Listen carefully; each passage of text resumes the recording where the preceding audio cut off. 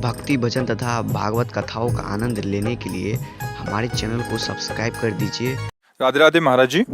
महाराज जी, घर में पत्नी के साथ कलह के रहते मन व्यथित रहता है, नाम जप और ब्रह्मचर्य में सफलता नहीं मिल पा रही। महाराज जी मैं क्या देखो, ऐसा है, आप बाहर की बात करते हैं, बात अंदर की। बुद्धि इतना कलह पैदा किए हुए हैं, अंदर प्रपंच पैदा किए, अगर उसको सुधार लो तो बाहर का कलह कोई परेशानी नहीं कर सकता। बिल्कुल सत्य मानो, भक्ति में बाहर की विशेष अनुकूलता की जरूरत नहीं है कि हमारे पत्नी अनुकूल होना चाहिए, पति अनुकूल होना चाहिए, परिवार अनुकूल। अगर हमारा मन हमारे अनुकूल है तो सारी बात बन जाएगी। देखो, त्रिभुवन पति पिता हिरण्यकश्यप 5 वर्ष के बालक प्रहलाद पर विपरीत है, अब क्या बकाया रह गया, उसके अनुकूल क्या रह गया?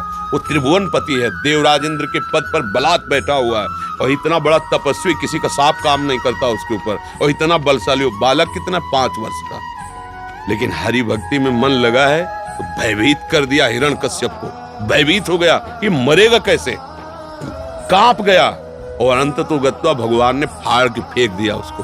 अगर हमारा मन प्रभु में लगा है तो पत्नी क्या पूरा विश्व खिलाफ रहे तो हमें क्या फर्क पड़ता है, और प्रभु में मन नहीं लगा तो सब गड़बड़ हो जाए। हमें लगता है पत्नी का प्रतिकूल होना भगवान की कृपा का इशारा है, क्योंकि हम लोग इसी राग में तो बंध जाते हैं। बेटा अनुकूल है, पत्नी अनुकूल है, तो भगवान का भजन कहाँ होने पाएगा।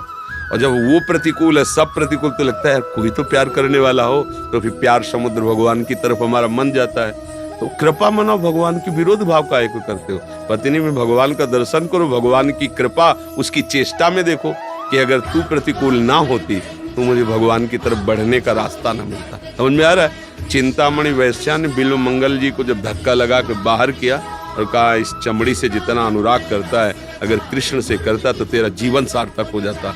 वही महान भक्त बिल्व मंगलाचार्य जी बने, और चिंतामणि को गुरु रूप से प्रणाम किया कि अगर तेरा तिरस्कार ना होता तो मैं तो कहाँ फंसा हुआ था। ऐसे ही गोस्वामी तुलसीदास जी की पत्नी ने कहा, जितना इस चाम में उतना राम में लगाते तो तुम्हारा काम बन जाता। दोबारा जीवन में नहीं देखा राम राम राम भगवान के वक्त। तो पत्नी को प्रणाम करो कि कृपा आई है मुझे भगवान तक पहुंचाने के लिए। क्यों? अगर लोक व्यवहार से देखो, ये तुम परमार्थ की बात कह रहे हैं, तो देखो तुम्हारे आश्रित है, तुम्हें चाहिए अपनी बात दबा के उसकी बात पूर्ति करो। बेविचार गंदे आचरणों में लगी तो हम नहीं कहते, लेकिन यदि वो तुम्हारे इस बात से अनुकूल है कि वो विचार और गंदे आचरण नहीं, तो उसके कटु भाषणों, उसकी थोड़ी कटुता सहो। तुम्हारी शरण में तुम्हारी पत्नी बनी है तो उसको प्यार दीजिए, उसको दुलार दीजिए, उसमें भगवान बैठे हुए। सारी की सारी बातें लड़ाई होती है अपनी कामना की पूर्ति के लिए। तो तुम भक्त हो, तुम अपनी कामना को दबा दो, उसकी कामना की पूर्ति करो, अभी सब ठीक हो जाएगा। हमें बुरा कब लगता है कि तेरा कर्तव्य क्या है, मैं पति हूँ, तेरे को ऐसा करना चाहिए, ये मूर्खता है। मैं पति हूँ, मेरा कर्तव्य इसके लिए क्या है, ये बात सोचोगे कभी झगड़ा नहीं होगा। तो थोड़ी देर नाराज होते। ये बड़े बड़े भक्तों के जीवन में हुआ। तुकाराम जी महाराज महाराष्ट्र के थे, उनकी जो पत्नी थी बहुत ही कड़ुआ बोलने वाली, कड़ुआ व्यवहार करने वाली थी। अभी हर समय विट्ठल विट्ठल केशव लगे रहते थे। वहाँ भोजन की भी व्यवस्था थी, बच्चे थे। एक दिन किसी ने गन्ना दिया, 4-5 गन्ने दिए होंगे, तो घर की तरफ ले जा रहे थे, 2-4 बच्चे खेल रहे थे, उनका हमें दे दो, तो 2 गन्ने तोड़कर उन्हें दे दिया, चलो 2 से परिवार को दे देंगे। पत्नी देख रही थी, जो ही गन्ना दिया वही गन्ना लेकर के मारा, गन्ना टूटना तो था ही, अच्छा टूट गया, कोई रोष नहीं। एक दिन वो सभा में बैठे ऐसे सत्संग कर रहे थे, वो गुस्सा किया, ये विट्ठल विट्ठल बोलता रहता है, घर में चूल्हा जलाने के लिए ना लकड़ी है, ना आटा है, ना भोजन है, बच्चे भूखे रहते, विट्ठल विट्ठल। पानी लेने गई थी, मिट्टी का घड़ा बीच सभा में जाके उनके ऊपर डाल दिया। वो हंसे और कहा, भगवान हम तो सुनते थे, जो गरजते वो बरसते नहीं, तो गरजी भी बरसी भी और बता। कोई रोष नहीं। भक्त तो वही है जो सह जाए, तो भगवान ने प्रतिकूलता घर में दी, उसको सह जाओ, क्या परेशानी। क्यों? दोनों बात से, व्यवहार से और परमार्थ से, दोनों में आपको ही सहना पड़ेगा, और आगे भगवान खुद निर्णय कर देंगे। अगर वो गलत ही चलती जाएगी तो उसका मन असंतुष्ट होकर आपसे अलग हो जाएगा। पर आपको चाहिए कि उसे अलग नहीं करना, धैर्यपूर्वक उसकी कामनाओं की पूर्ति करना, उसकी सेवा। रही ब्रह्मचर्य की बात, तो देखो, जब आपने पाणी ग्रहण किया था तब आपने शर्त नहीं रखी थी कि मैं आगे चलकर ब्रह्मचर्य रहूंगा।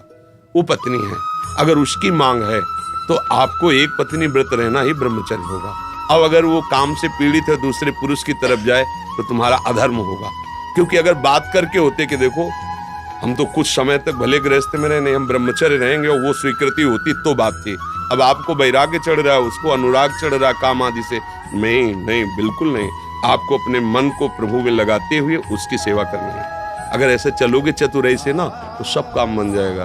और अगर मूर्खता करोगे तो फिर गृहस्थ धर्म में हो, कोई बाबा जी नहीं हो, गृहस्थ धर्म में तुम्हारा प्रवृत्ति मार्ग खंडित हो जाएगा। तो अभी इतने बड़े भगत नहीं हो कि मन को संभाल पाओ, अशांत हो जाओगे।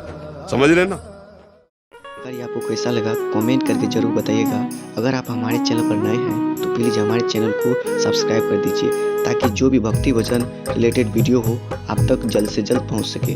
मिलते हैं किसी अगली वीडियो में, तब तक के लिए जय श्री कृष्ण दोस्तों। राधे।